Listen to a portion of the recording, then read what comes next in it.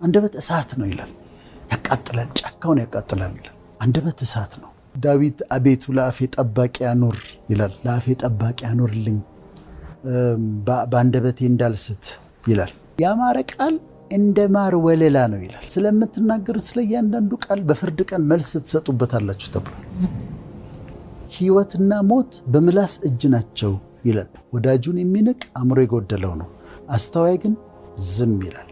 ለመናገር ጊዜ ያለው ይላል መክብብ ደግሞ፣ ዝም ለማለት ደግሞ ጊዜ ያለው ይላል። የተለወጠ ሐሳብ ነው ቃል ማለት፣ ንግግር ማለት የተለወጠ ሐሳብ ነው። ማይንዳችን ውስጥ ቶት አለ፣ ሐሳብ አለ፣ የቶት ኮንቴንት አለ፣ ይዘቱ፣ የቶት ፍሎ አለ፣ አፈሳሰሱ። ስለዚህ ያ ቶት አእምሯችን ውስጥ ያለው ሐሳብ ተቀይሮ ነው በንግግር የሚወጣው። ወይም በጽሁፍ ይወጣል ወይ በንግግር ይወጣል። ስለዚህ ቃላት ራሳቸው የተለወጡ ሐሳብ ናቸው። ሐሳብ ደግሞ ምንድነው ካለን ኢነርጂ ነው። ማይንዳችን ውስጥ ያለው ሐሳብ ኢነርጂ ነው። ስለዚህ ሄደው መስበር ይችላሉ፣ መስራት ይችላሉ፣ አቅም አላቸው። thoughts become words and words become actions and actions become habits and habits become character ይባላል። ስለዚህ thoughts become words የማስበው ነገር ነው በአንደበቴ ወይም በብዕሬ የሚወጣው። ስለዚህ ቃላት ሐሳብ ተለውጦ የሚመጣ ኢነርጂ ነው ማለት ነው። ቃላት እንደዚህ ናቸው። ቃላቶች ፖዚቲቭ ሊሆኑ ይችላሉ፣ ኔጌቲቭ ሊሆኑ ይችላሉ። ኔጌቲቭ ሐሳቦች፣ አሉታዊ ሐሳቦች አእምሮ ውስጥ ካሉ ኔጌቲቭ ቃላቶች ከውስጥ ይወጣሉ። ስድብ፣ የንዴት ቃል፣ የቁጣ ቃል፣ ሚሰብር ነገሮች ከአንደበቴ ይወጣሉ። አእምሮ ውስጥ ደግሞ ፖዚቲቭ ቶት ካለ፣ ፖዚቲቭ ሐሳብ ከሆነ ያለው ፖዚቲቭ ቃላቶች ይወጣሉ። እንደ ምሳሌ እናንሳና ለተመልካቾች በደንብ ግልጽ እንዲሆን ከኔጌቲቭ ልጀምር። አንዲት ዶክተር ሶስና የምትባል ሴት አለች። ስሟን ቀይሬው ነው፣ አይደንቲቲዋን ቀይሬዋለሁ። እድሜዋ ወደ 40 ዓመት አካባቢ ነው እና አዲስ አበባ መጣች። ፒኤችዲ አላት፣ በፊልዷ ፒኤችዲ የሰራች ዶክተር ነች። በጣም ፕሮፌሽናል ነች እና ቤተሰቦቿ እንዳገኛት ጠየቁኝ። እህቶቿ፣ ዘመዶቿ እንዳገኛት ጠየቁኝ። ለምንድን ነው ስላቸው፣ ሰው አታገኝም፣ ግብዣ መሄድ አትፈልግም፣ ሰው መተዋወቅ አትፈልግም፣ አላገባችም፣ ሰርግ መሄድ አትወድም፣ ስትሄድ ግብዣ ከሄደች በጣም ትጨነቃለች፣ ትረበሻለች፣ ሰርግ ከሄደች በጣም ትረበሻለች፣ ትጨነቃለች እና ከሰው ጋር አትገናኝም። እኛ ደግሞ እንድታገባ እንፈልጋለን፣ መለወጥ አለባት አሉ። ከዛ አገናኙኝ። ከልጅቷ ጋር አወራን። በጣም ፕሮፌሽናል ፒኤችዲ የሰራች በሙያዋ ሰክሰስፉል፣ አሜሪካን ሀገር ነው የምትኖረው፣ ቤት አላት፣ ፔይድ ኦፍ የሆነ ፕሮፐርቲዋ፣ መኪናዋ የምትነዳው በጣም ውድ መኪና፣ በቃ በምድር ላይ ሰክሰስፉል የምትያቸው ሰዎች አይነት ነች። ችግሯ ምንድነው? ይሄ አንዛይቲ ኒውሮሲስ የሚባል የስነ ልቦና ችግር አለ። ፍርሃት ማለት ድንገት ፍርሃት ማለት መደንገጥ፣ ማላብ፣ ልብ መምታት፣ እንደዚህ ነው አንዛይቲ ኒውሮሲስ ማለት እና ከዚህ ትሰቃያለች። ሌላ ደግሞ ፓኒክ አታክ አላት። ድንገት ይመጣና ፍርሃት አታክ ያረጋታልና በጣም ትደነግጣለች። ስለዚህ ሰው አቮይድ እያደረገች ከስራዋ ውጪ ሰው ማግኘት አትፈልግም፣ ሰርግ መሄድ አትፈልግም፣ ሶሻል ያለበት ቦታ፣ ጋዘሪንግ ያለበት ኤክስፖዝ የሚያደርጋት ቦታ መሄድ አትፈልግም። ከኔ ጋር ማውራት ጀመርን። ምንድነው ምክንያቱ ለዚህ ብዬ መጠየቅ ጀመርኩ። ከብዙ ካውንስሊንግ በኋላ ልጅቷ ቆንጆ ልጅ ነች በጣም። ለዛ ምክንያት የሆነው ምንድነው? አስቀያሚ ነኝ ብላ ታምናለች። ሴቶች ሁሉ ቆንጆ ናቸው፣ እኔ ግን አላምርም ብላ ነው የምታምነው። ስለዚህ ወደ አንድ ቦታ ወደ ሰርግ የሆነ ወደ ግብዣ ስትሄድ እነዚህ ሁሉ ሴቶች ሲያምሩ እኔ ግን አላምርም ብላ ነው የምታምነው። ማን የነገራት ይሄንን? who told you እንደማታምሪ ማን የነገረሽ? አሁንም በፕሮሰስ ነው። በፕሮሰሱ ስንሄድ 12ኛ ክፍል እያለች ቦይፍሬንድ ነበራት እና ከቦይፍሬንዷ ጋር የተወሰነ ጊዜ ካሳለፉ በኋላ ሲለያዩ አንቺ ሴቱ ሁሉ ቆንጆ ነው፣ አንቺ ግን you are ugly ብሏታል። you are ugly ብሎ አስቀያሚ ነሽ ብሏታል። አልመታትም፣ አልደበደባትም። ምንድን ነው ያደረገው? ቃል የተናገረው ቃል ወረወረባት። ዩ አር አግሊ አስቀያሚ ነሽ አላት። ያ ውስጧ ገብቶ ከእሷ ጋር ተዋህዷል። አምነዋለች፣ የነገራትን ነገር አምነዋለች። ሺ ዋዝ ኮንቪንስድ እና አምናው ከሳብኮንሽስ ማይንድ ውስጥ ተቀምጦ አሁን ወደ ፐብሊክ ስትወጣ ያ ነገር ነው ይመጣባት። ያንን ቃል ብትረሳውም ግን ውስጧ የነገራትን ነገር ስላመነችው ኮንፊደንስ አሳጥቷታል። አላገባችም፣ ሰርግ መሄድ አትችልም፣ ግብዣ መሄድ አትችልም። በጣም አጭር ቃል ነው የተናገራት፣ 3 ፊደል ነው የነገራት። ግን ያ እንዴት እንደጎዳት እንዴት ብሬክ እንዳደረጋት ስብዕናዋን እንዴት እንደጎዳው ከ10 ምናምን ዓመት በፊት የተነገራት አንድ ጎረምሳ የነገራት ቃል እንዴት እንደጎዳት ማየት ትችላለሽ። ካውንስሊንግ የሚረዳው ለዚህ ነው። መጀመሪያ ያወራሻት ያጫወትሻት ችግሯ ምን እንደሆነ ታገኛለሽ። ከዛ ቀስ እያልሽ ወደ ኋላ ስትመልሻት እዛ ጋር አንድ ሰውዬ አንድ ነገር እንደተናገራት ታውቂያለሽ። በዛን የደረስ ነው። ቤተሰባችን ውስጥ ዘመዶች ይመጣሉ፣ አክስቶች ይመጣሉ፣ አጎቶች ይመጣሉ። ሲመጡ ቀልድ እየመሰላቸው ልጆች ላይ የሚናገሩት ነገር አለ። እንዴ እቺ ልጅ ትለያለች ከቤተሰቡ፣ ሁሉም ልጆቹ እኮ ቆንጆች ናቸው፣ አንቺ ምን ሆነሽ ነው? ቀይ ናቸው ሁሉም፣ እቺ ግን ከየት ነው የመጣችው? ባሪቾ ብለው ቅጽል ስም ያወጡላታል። they have no idea ምን ያህል ስብዕናዋ ላይ ጠባሳ እያስቀመጡ እንደሆነ፣ ወደፊት ኮንፊደንስ የሚያሳጣትን ነገር እያደረጉ እንደሆነ ያውቁ። ስለዚህ ይጎዳል። ፖዚቲቭን የኔን ምሳሌዎች ልንገርሽ፣ በእኔ ህይወት የተፈጠሩ። እኔ 8ኛ ክፍል እያለሁ የወንድሞቼ ጓደኞች ሙዚቀኞች ናቸው እና ዘፋኞችም ይመጣሉ እና ሁሉ እነሱን ነው የማየው። ናይት ክለብ ይሄዳሉ፣ ይዘፍናሉ፣ ያመሻሉ ምናምን ደስ ይለኛል፣ አያቸዋለሁ። ከዛ አንድ ቀን በጣም ፖፑላር የሆነ በሰዓቱ በጣም ዝነኛ የሆነ ዘፋኝ ቬሪ ሃንድሰም በጣም ታዋቂ የሆነ ዘፋኝ እነሱ ጋር ይመጣልና አንድ ቀን ዞራልና ወዳጄ እኛ የምናደርገው እንዳታረግ፣ አንተ ጥሩ ጭንቅላት ነው ያለ፣ መማር አለብህ አለኝ። ገንዘብ አልሰጠኝም፣ ሌላ ነገር አላደረገኝም፣ ቃል ነው የሰጠኝ። ያ ግን ነው እንዴ ብዬ እንዳስብ አደረገኝ።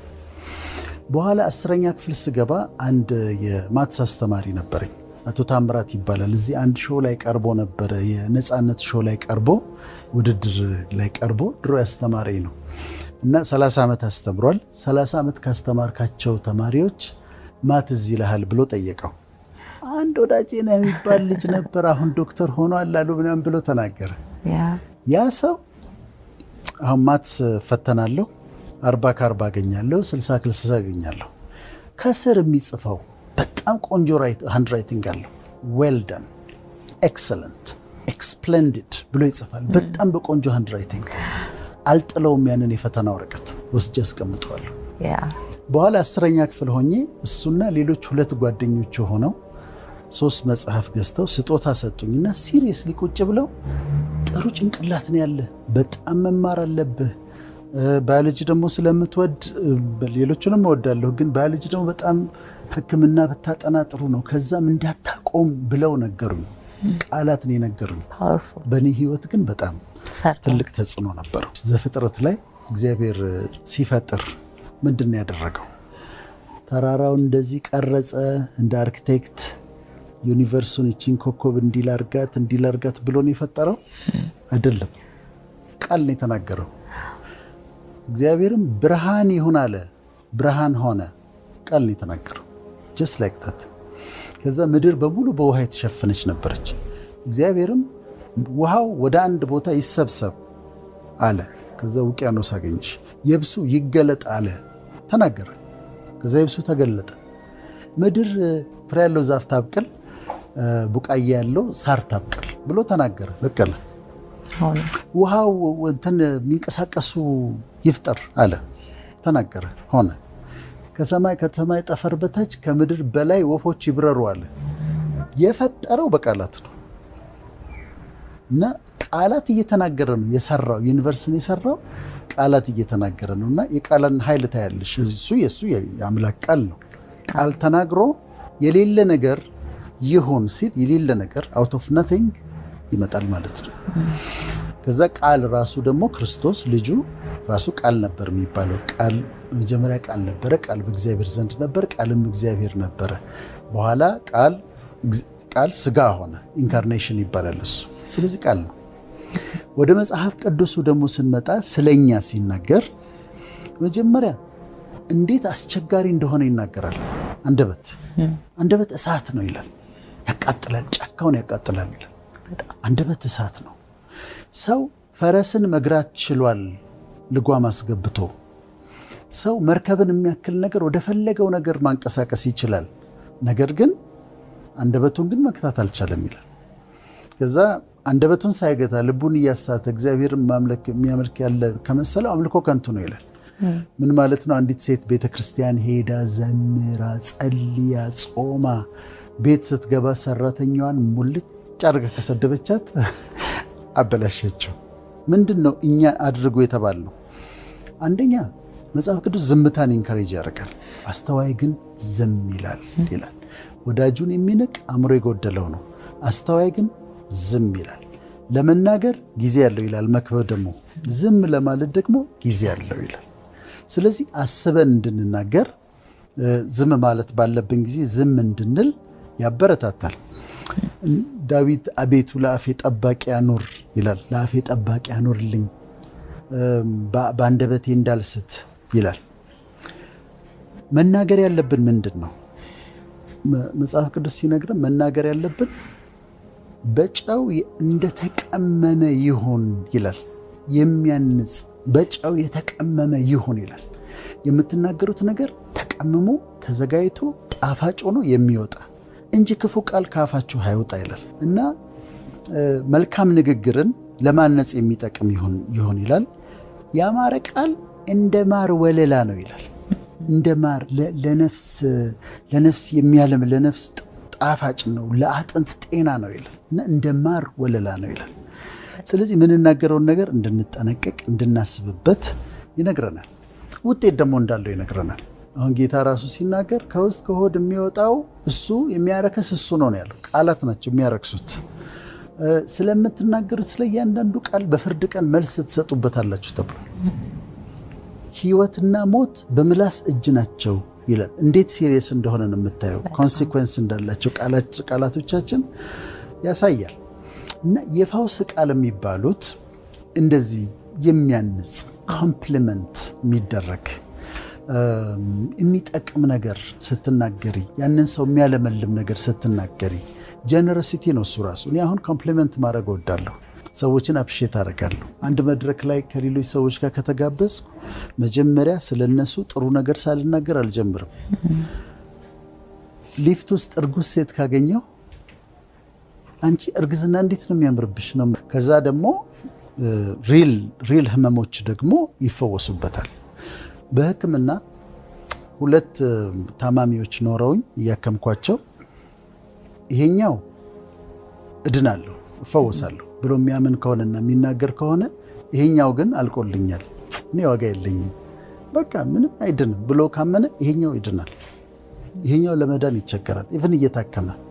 ምክንያቱም ማይንዳችን ውስጥ የሚፈጠሩ ኬሚካልስ አሉና የፈውስ ቃላት ከአንደበታችን ለራሳችንም በሌሎች ሰዎችም ላይ የምናወጣው ቆንጆ ነሽ፣ ጤነኛ ነሽ፣ you are successful, you are doing good፣ በጣም ጥሩ ነው፣ እኔ ብሬንሽን አደንቃለሁ። እነዚህ ሁሉ የፈውስ ቃላት ናቸው።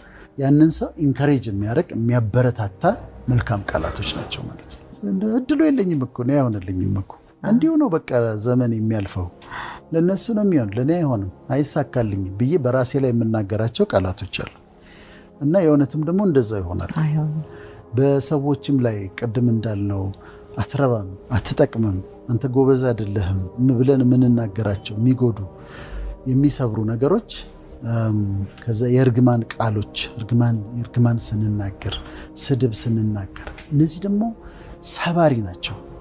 አሁን ያንቺን ፕሮግራም የወደድኩትና ይሄን ቶፒክ እንድታነሺ በማንሳትሽ ደስ ያለኝ ስታመጪው፣ አሁን የሚያዳምጡን የሚያዩን ሰዎች ይሄን ወስደው ፕራክቲካል ማድረግ አለባቸው። የሚናገሩት ነገር አስበውበት መናገር አለባቸው። ምንድን ነው የሚያመጣው ነገር? ኮንሲኩዌንሱ ምንድን ነው? ውጤቱ ምንድን ነው? ትንሽ አለመቸኮል እንደውም ምን ይላል ለመስማት የፈጠንክ ለመናገር የዘገየሁን ይላል። ስለዚህ አሰብ ማድረግ እንዲህ ብላት ምንድነው ሊመጣ የሚችለው እንዲህ ብል ምንድነው ሊመጣ የሚችለው ብሎ መጠየቅ። በጥናት ለዲቮርስ ለፍቺ ቁጥር 1 ምክንያት ነምበር 1 ቶፕ ሪዝኑ ኮሚኒኬሽን ችግር ነው፣ መግባባት ነው። በዓለም ዙሪያ ነው።